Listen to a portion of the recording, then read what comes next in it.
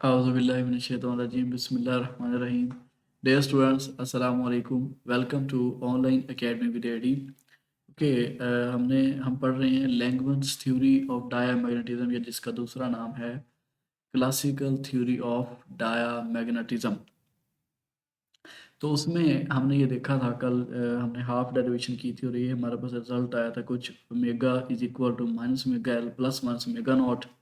Omega is approximately equal to plus minus, इसको हमने लिखा, फिर प्लस माइनस ओमेगा नॉट को पहले लिख लिया था और माइनस ओमेगा एल को बाद में। हमने कहा ये जो ओमेगा एल है, ठीक है, जिसको हमने पुट किया था E B over two M की जगह, इस ओमेगा एल का नाम है लार्मर फ्रीक्वेंसी।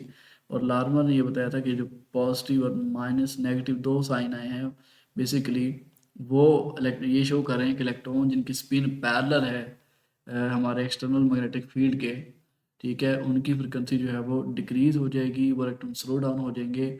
और वो इलेक्ट्रॉन जिनकी यानी जिनकी मैग्नेटिक मूवमेंट्स, ठीक है, या जिनकी स्पिन्स जो हैं वो हमारे बाहर से लगाए गए मैग्नेटिक फील्ड के एंटी पैरेलल हैं, वो स्पीड अप हो जाएंगे। तो इसको हम जो है वो लार्मर थ्योरम भी कहते हैं, राइट। अब इससे आगे चलते हैं। देखें, एक इलेक्ट्रॉन जो रिवॉल्व कर रहा है न्यूक्लियस के गिर्द, तो उसकी ऑर्बिटल और स्पिन मोशन की वजह से मैग्नेटिक फील्ड होता है। एक मैग्नेटिक फील्ड में बाहर से लगाया, इसको हमने अप्लाइड मैग्नेटिक फील्ड का नाम दिया था कल, ठीक है। तो उस अप्लाइड मैग्नेटिक फील्ड की वजह से इलेक्ट्रॉन की फ्रिक्वेंसी में चेंजिंग आएगी, ठीक है, और एक एक्स्ट्रा करंट जो है वो प्रोड्यूस होगा। वो कितना करंट प्रोड्यूस होगा उसको हम कैलकुलेट करेंगे आज। तो current is equal to charge multiply revolution पर यूनिट टाइम। करंट को हम आई से शो करते हैं, चार्ज को, चार्ज यहाँ पे इलेक्ट्रॉन की हम बात कर रहे हैं, तो माइनस ई लगाया, रेवोल्यूशन पर यूनिट टाइम, इसे हम बोलते हैं फ्रिक्वेंसी। और यहाँ पे हम लार्मर फ्रिक्वेंसी यूज़ कर रहे हैं, तो ये ओमेगा और एल इसकी सबस्क्रिप्ट में आना था, बेसिकली नीचे लिखा जाना था ओमेगा एल माइनस ई। अब रेवोल्यूशन चूंकि सर्कल है और एक सर्कल में हम टू पाई एंगल जो है वो ट्रैवल करते हैं, तो इसलिए हमने यहाँ पे टू पाई से डिवाइड कर दिया। ओमेगा एल की वैल्यू थी E B over two M, और नीचे क्या खड़ा है हमारे पास टू पाई, तो e B over two two ज़ार फोर पाई एम आ जाएगा हमारे पास। माइनस ई जब इस ई से मल्टीप्लाई होगा तो क्या आएगा, minus e square B over four pi m. अब यहाँ ये जो डायग्राम मैंने दिखाई है, यहाँ से हमें पता है कि इलेक्ट्रॉन जो है वो उसकी वेलोसिटी के तीन कंपोनेंट होंगे। कुछ वो एक्स के लॉन्ग ट्रैवल करेगा, कुछ वाई के लॉन्ग, कुछ जी के लॉन्ग, यानी वी एक्स वी वाई और वी जी तीन कंपोनेंट्स उसके होंगे। और डिस्टेंस भी तीनों एक्सिस पे वो कुछ ना कुछ ट्रैवल करेगा, राइट। अब चूंकि करंट है तो फिर जाहिर बात है इलेक्ट्रॉन की कुछ ना कुछ मैग्नेटिक मूवमेंट भी होगी। कितनी मैग्नेटिक मूवमेंट होगी तो कैसे निकालेंगे जी? मैग्नेटिक मूवमेंट का फॉर्मूला होता है current multiply area. Magnetic movement को म्यू एम से शो करते हैं, करंट को आई से और एरिया को ए से। करंट अभी हमने कैलकुलेट किया है, ये जो यहाँ पे minus e square B over four pi m, इसको हम जो है वो यहाँ पे पुट कर देंगे, minus e square B over four pi m multiply A होता है एरिया। अब सर्कल का एरिया पाई आर स्केयर है, डेंसिटी के टर्म में लिखेंगे तो पाई रो स्केयर लिख देंगे। पाई रो स्केयर आपके पास आ जाएगा यहाँ पे, जो माइनस ये पाई पाई से कैंसिल, तो minus e square B over four m rho का स्केयर, ये मैग्नेटिक मूवमेंट की वैल्यू आ जाएगी। याद रखें हमने निकालनी है मैग्नेटिक सस्केप्टेबिलिटी। ये देखना है कि क्या वाकई ही डायामैग्नेटिक मटेरियल की मैग्नेटिक सस्केप्टेबिलिटी मैथमेटिकली भी नेगेटिव आती है। क्योंकि वैसे तो हमें पता है कि डायमेट्रिक मटेरियल्स जो है वो they are slightly repelled by the magnet, वो हमारे लगाए गए मैग्नेटिक फील्ड की तरफ से रिपेल हो रहे हैं। और उसकी रीज़न हमने ये दी थी कि इनकी मैग्नेटिक सस्केप्टेबिलिटी नेगेटिव होती है, यानी ये अपने आप को अलाइन करती हैं, इनकी स्पिन्स जो है वो मैग्नेटिक फील्ड के अपोजिट होती हैं, ठीक है। तो आप मैथमेटिकली हम वो प्रूव कर रहे हैं, उसके लिए सारा प्रोसीजर हम कर रहे हैं।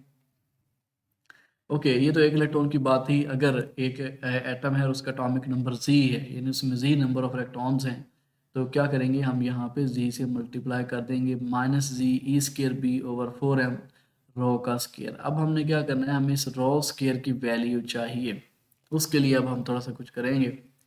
देखिए, हमें पता है कि इलेक्ट्रॉन, मैंने अभी थोड़ी देर पहले बताया कि इलेक्ट्रॉन कुछ ना कुछ डिस्टेंस करेगा, एक्स पे कुछ, वाई पे कुछ, जी पे। तो टोटल मीन स्केयर डिस्टेंस क्या होगा, x square plus y square plus z square. अगर ये तीनों, चूंकि वो सर्कल मूव कर रहा है, ठीक है, तो उसके लिए हमें पता है कि सिमेट्रिक चार्ज डिस्ट्रीब्यूशन के लिए क्या होता है, X square is equal to Y square is equal to Z square. तीनों डिस्टेंस स्केयर सर्कल के लिए इक्वल होंगे। तो इन दो बाकी दो की जगह भी मैंने एक्स स्केयर लिख दिया, x square plus X square plus X square, तो 3 एक्स स्केयर आ गया आपके पास, राइट। अब यहाँ पे एक्स स्केयर की अगर मैं वैल्यू निकालूं तो 3 मल्टीप्लाई इधर आके डिवाइड हो जाएगा, आर स्केयर ओवर 3 मेरे पास आंसर आ जाएगा इसका। ओके। अच्छा, अब फील्ड अगर हम हमारा जो लगाया गया बाहर से जो हमने मैग्नेटिक फील्ड अप्लाई किया है, जो हमारा अप्लाइड मैग्नेटिक फील्ड है, अगर वो जी एक्सिस के अलॉन्ग है तो इलेक्ट्रॉन, अब उस इलेक्ट्रॉन की जो डेंसिटी होगी वो एक्स और वाई के अलॉन्ग होगी, तो हम लिख सकते हैं rho square is equal to x square plus y square, कि इलेक्ट्रॉन की जो डेंसिटी है अब ये अब रिवॉल्व कर रहा है वो एक्स और वाई एक्सिस पे कर रहा है।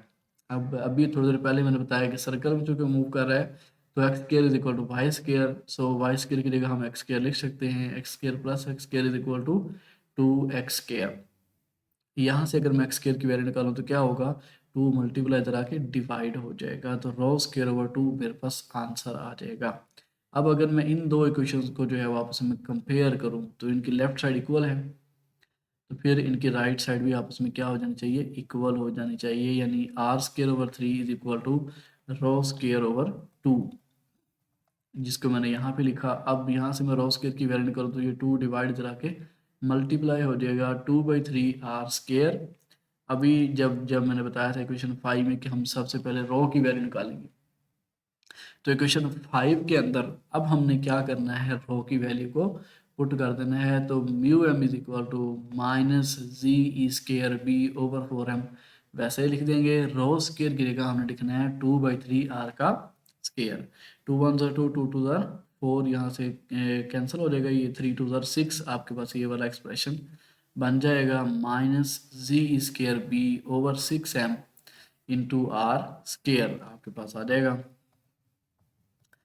अब हमने यहाँ पे क्या करना है, b की वैल्यू पुट करनी है, b इज इक्वल टू होता है म्यू नॉट h के, ठीक है।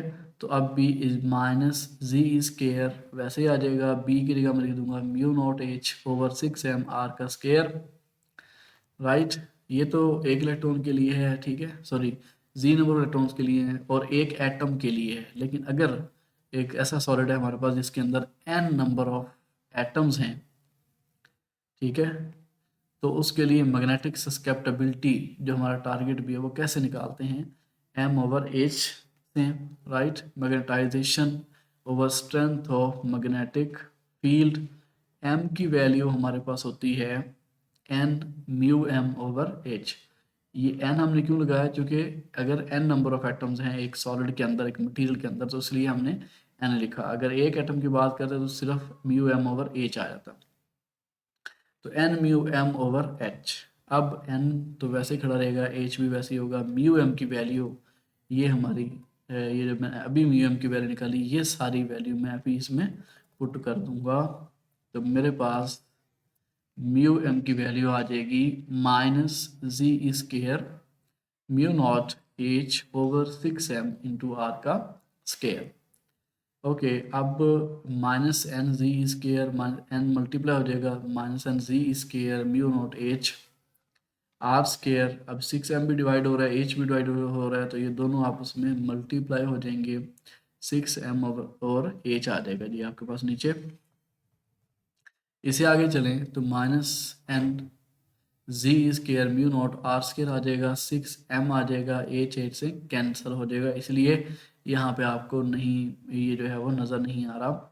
एक्स डाया मैग्नेटिक मटेरियल्स के लिए यानी जो सस्केप्टेबिलिटी है वो आपके पास क्या आएगी, minus N mu naught Z square over 6m R का स्केयर। तो यहाँ पे आप देख लें कि ये नेगेटिव साइन आया है, ठीक है। यही हमारा था कि एंड पे जो मैग्नेटिक सस्केप्टेबिलिटी आती है उसकी वैल्यू क्या आती है, पॉजिटिव आती है या नेगेटिव। तो हमने जो कल डेरिवेशन की और आज डेरिवेशन की तो उसके रिजल्ट पे हमने ये देखा कि डाया मैग्नेटिक मटेरियल्स के लिए मैग्नेटिक सस्केप्टेबिलिटी हमारी नेगेटिव आती है।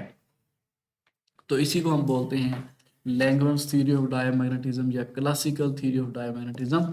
और इसका रिजल्ट क्या शो करता है, that the diamagnetic susceptibility is independent of temperature, कि ये जो डायामैग्नेटिक मटेरियल्स की सस्केप्टेबिलिटी है, एक तो ये नेगेटिव है, यानी डायामैग्नेटिक मटेरियल्स के अंदर जो स्पिन्स हैं वो वाकई ही अप्लाइड मैग्नेटिक फील्ड के अपोजिट जो है वो लाइन होंगी।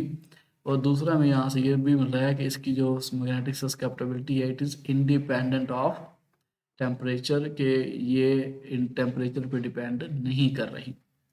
आई होप आपको आज का लेक्चर समझ आया होगा। If you like the video then please like share and subscribe. अल्लाह हाफिज़।